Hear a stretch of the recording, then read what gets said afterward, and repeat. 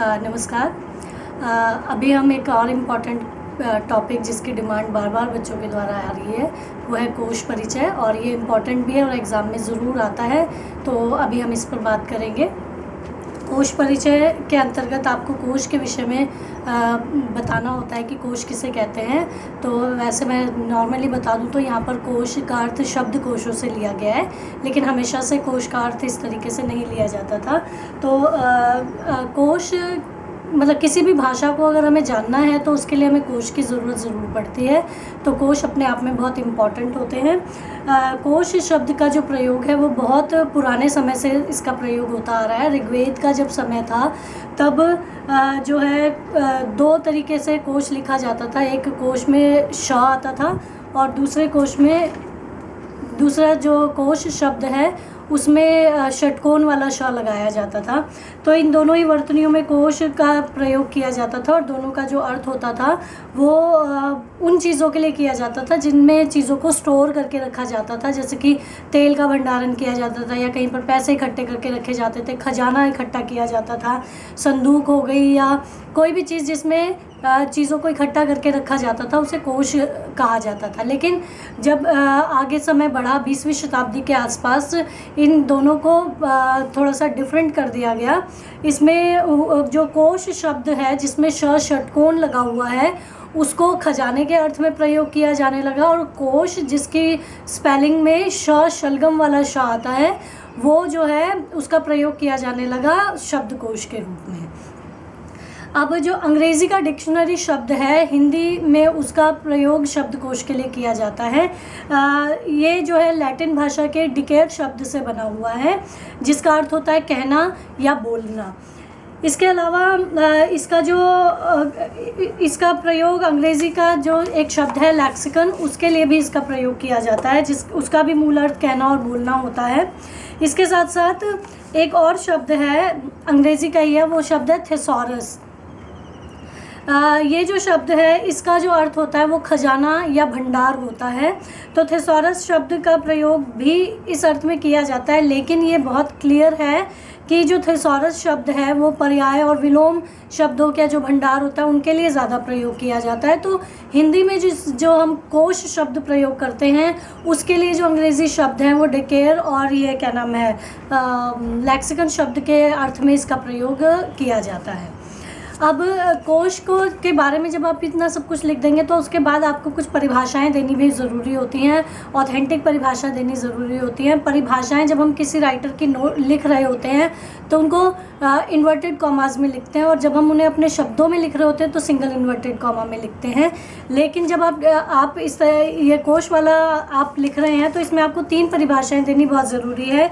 एक the concise Oxford dictionary of current English की, एक इंसाइक्लोपीडिया से, और एक आप भोलानाथ तिवारी की परिभाषा दें तो आपका आंसर काफ़ी अच्छा बनेगा। क्योंकि परिभाषाओं को मैं अपने शब्दों में नहीं बता सकती और परिभाषाओं को आपको उन राइटर्स के ही शब्दों में लिखना होता है, इसलिए मैं इन्हें आपको पढ़ के बता रही हूँ। थोड़ा धीरे धीरे बताऊँगी, आप इसको लिख लीजिएगा। ये जो the concise Oxford dictionary of current English है इसमें कहा गया है dictionary book dealing normally in alphabetical order with the word of a language or of some special subject, author etc. तो ये जो मैंने इंग्लिश में आपको बताई है एग्ज़ाम में आपको इसको इसी तरीके से इंग्लिश में लिखनी है। ये मैंने पढ़ के इसलिए बताई है क्योंकि इनको आप शब्दों का हेरफेर नहीं कर सकते। इसका मतलब क्या है? इस परिभाषा का मतलब है कि कोश वह पुस्तक है जिसमें सामान्यतः वर्णानुक्रम से किसी भाषा के शब्दों को, विशेष विषयों को अथवा लेखक आदि के संबंध में अध्ययन होता है। दूसरी इम्पॉर्टेंट परिभाषा है इंसाइक्लोपीडिया से। इंसाइक्लोपीडिया में कहा गया है कि dictionary a book listing words of a language with their meaning in the same or another language, usually in alphabetical order, often with data regarding pronunciation, origin and uses. इसको double inverted commas में आप लिखिएगा और इसको इसी तरीके से लिखना है, शब्दों का हेरफेर इसमें नहीं कर सकते। इसका क्या मतलब है कि कोश एक ऐसी पुस्तक है जिसमें किसी भाषा के शब्द और उनके अर्थ या तो भाषा में या तो उसी भाषा में या किसी दूसरी भाषा में सामान्यतः उच्चारण, व्युत्पत्ति और प्रयोग संबंधी जानकारी के साथ वर्णानुक्रम में दिए जाते हैं। इसी के साथ एक और इम्पॉर्टेंट परिभाषा है, वो है डॉक्टर भोलानाथ तिवारी की। डॉक्टर भोलानाथ तिवारी हिंदी के भाषा शास्त्री हैं और इनकी परिभाषा आप अगर अपने आंसर में लिखते हैं तो उसमें सामान्य से ज़्यादा नंबर आने की संभावना होती है। इन्होंने कहा है कि कोश ऐसे संदर्भ ग्रंथ को कहते हैं जिसमें भाषा विशेष के शब्दादि का संग्रह हो या संग्रह के साथ उनके इसी या दूसरी या दोनों भाषाओं में अर्थ, पर्याय, प्रयोग या विलोम हो या विशिष्ट अथवा विभिन्न विषयों की प्रविष्टियों की व्याख्या, नामों का परिचय या कथनों आदि का संकलन क्रमबद्ध रूप में हो। तो कहने का क्या मतलब है कि कोश ऐसे संदर्भ को कहते हैं जिसमें किसी स्पेशल भाषा के लिए उसके क्या कहते हैं, उसके वर्णक्रम के अनुसार शब्द दिए गए हों, उसका पर्याय, विलोम और उसकी व्याकरणिक कोटियाँ उसमें दी गई हों, तो वो जो ग्रंथ होता है उसको हम कोश कहते हैं। तो ये तीनों परिभाषाएं लिखकर आपको ये क्या कहते हैं, जो आपको एक क्वेश्चन आता है ना कि कोश की परिभाषा देते हुए उसका उपयोगिता या महत्व बताइए, तो ये कोश की परिभाषाएं आपको देनी है। शुरू में इसका थोड़ा सा इंट्रोडक्शन देना है और उसके बाद आप अपना आंसर शुरू करेंगे। इसके बाद जो टॉपिक बनता है वो है कोश की क्या उपयोगिता होती है और क्या महत्व होता है। तो कोश को हमें कोश की आवश्यकता क्यों होती है? तो उसकी पहली आवश्यकता है तो किसी भाषा को जानने के लिए हमें उसके शब्दों के अर्थ जानने के लिए हमें इसकी ज़रूरत पड़ती है। इसकी दूसरी विशेषता है किसी शब्द के ज्ञान के लिए हमें शब्दकोश की आवश्यकता होती है कि उस शब्द का क्या महत्व है, उसका क्या अर्थ है। तो ये हमें किससे पता चलता है? ये हमें पता चलता है शब्दकोश से या कोश से। दूसरी इसकी उपयोगिता होती है कि किसी क्षेत्र विशेष में उस शब्द का क्या अर्थ है, जो हम शब्द ढूंढ रहे हैं उस शब्द का क्या अर्थ होता है, उसको जानने के लिए हमें कोश की ज़रूरत होती है।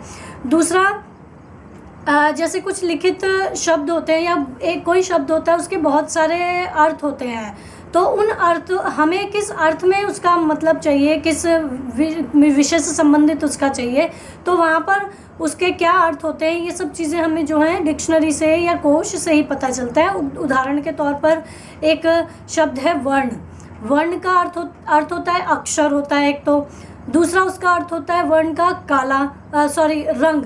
जैसे हम कहते हैं ना कि कोई काले वर्ण का है, कोई गोरे वर्ण का है, तो वो वर्ण होता है।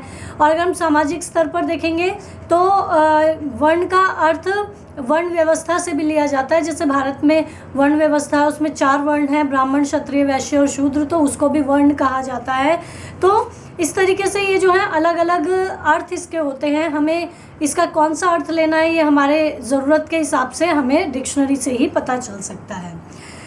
चौथा इसका प्रयोग है शब्द के व्यवहार में शब्द का क्या अर्थ होता है कि जिस तरीके से उसका प्रयोग किया जा रहा है उस प्रयोग में उसके किस तरीके से अर्थ निकलते हैं, ये भी हमें जो है कोश से पता चलता है।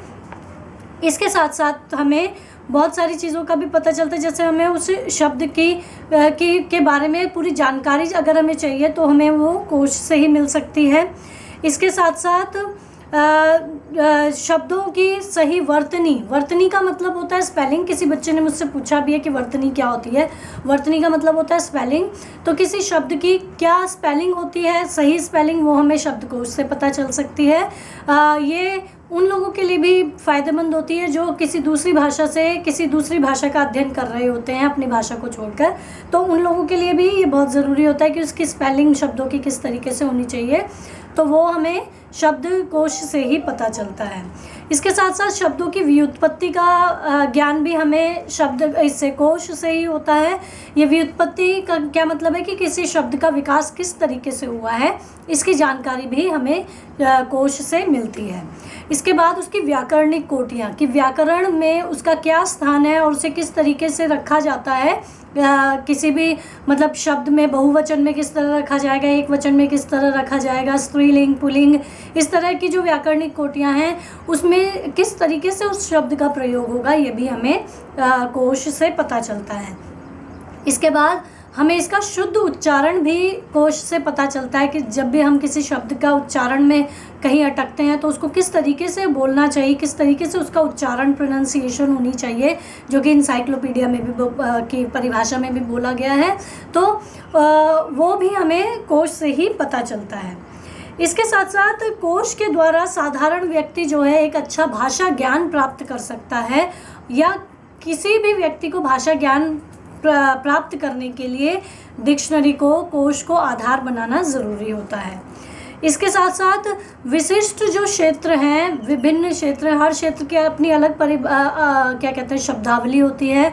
उन क्षेत्रों की शब्दावली को जानने के लिए हमें जो है आवश्यकता पड़ती है कोश की। तो ये सारी की सारी इसकी उपयोगिता है, महत्व है इसके। इन्हीं वजहों से हम कोश को इम्पॉर्टेंट मानते हैं। आपके सिलेबस में भी इसी वजह से लगा हुआ है। अब मैं एक इम्पॉर्टेंट बात जो शुरू में मुझे बतानी चाहिए थी, जो मैं बताना भूल गई, इस टॉपिक से रिलेटेड जब हम शब्द का प्रयोग करते हैं तो वहाँ पर शब्द के स्थान पर प्रविष्टि शब्द का प्रयोग किया जाता है कि जिस वर्ड का अर्थ हमें जानना है या जिस शब्द की हमें जानकारी जाननी है, उस शब्द को कोश में प्रविष्टि कहा जाता है। और जिस भाषा के शब्द का हमें अर्थ चाहिए उस भाषा को हम स्रोत भाषा कहते हैं, और जिस भाषा में हमें अर्थ चाहिए उसको हम लक्ष्य भाषा का कहते हैं। अब इसमें जो है कोश में हमें किस किस चीज़ के मतलब किस तरीके से हमको कोश को देखना है ये इम्पॉर्टेंट है। इसमें सबसे पहले हमें वर्ण क्रम देखना होता है। वर्ण क्रम का मतलब होता है अल्फ़ाबेटिकल ऑर्डर। ये जो क्वेश्चन है आपको दो तरीके से आता है, दो पार्ट्स में आता है। पहला तो आपका आता है कि कोश की परिभाषा देते हुए उसकी उपयोगिता या महत्व बताइए, या कोश की परिभाषा देते हुए आप जो है क्या कहेंगे, किसी कोश के बारे में आपसे पूछ लिया जाएगा तो उस कोश के बारे में आपको बताना है। और दूसरा इसमें आता है कुछ वर्ड्स आपको दिए गए होंगे, उनको अल्फ़ाबेटिकल ऑर्डर में अरेंज करना होता है, जो कि क्वेश्चन में लिखा हुआ होता है निम्नलिखित शब्दों को वर्णानुक्रमानुसार लगाइए। वर्णानुक्रमानुसार का मतलब होता है अल्फ़ाबेटिकल ऑर्डर में लगाना है, और ये अल्फ़ाबेटिकल ऑर्डर हिंदी की वर्णमाला के अनुसार होगा।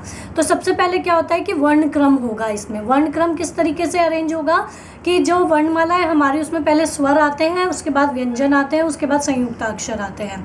तो इसमें हमें स्वर से शुरू करते हुए यानी कि आ ई से शुरू करते हुए आखिर में जो क ख ग घ वाले व्यंजन होते हैं, उसके बाद आखिर में जो संयुक्त अक्षर होते हैं उन तक ले जाते हुए उस क्रम में जिस तरीके से वर्णमाला में लगे हुए हैं हमें उन वर्णों को, उन शब्दों को, उन प्रविष्टियों को जो है अरेंज करना होता है वहाँ पर। तो सबसे पहले हमें उसके लिए वर्णक्रम देखना होता है। वर्णक्रम में सबसे पहले तो हम अक्षरों को देखेंगे, मतलब स्वर, अगर स्वर का शब्द दिया हुआ है तो स्वरों को पहले लगाएंगे, फिर व्यंजनों को लगाएंगे।